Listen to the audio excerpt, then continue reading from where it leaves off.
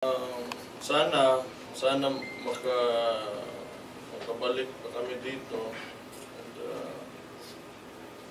well, if we really do, magbalik kami dito, may panahon kayo, it's your time. Adto mo, paminaw lang gud mo. Wala man may ginakuan gyud. Ang hagbang ng maisog is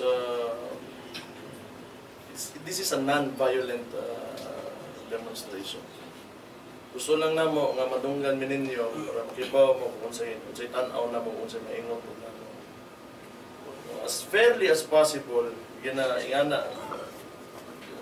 ginabalanse mo po na mo ang mga panulti. Wa mo ta nangitag away diri gyud. Paminawa lang unsay kaingon na mo.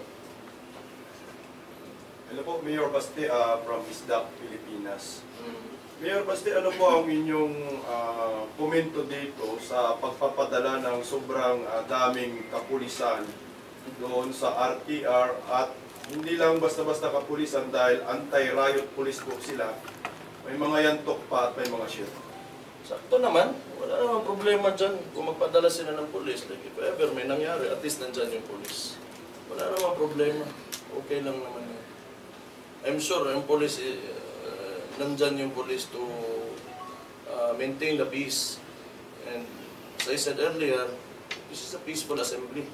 Wala naman tayong problema sa ganun. Wala tayong plano na mag-amok para masukin kung anong mga, walang ganun. Magsalita lang man. So, good job to the PNP kung nandun sila.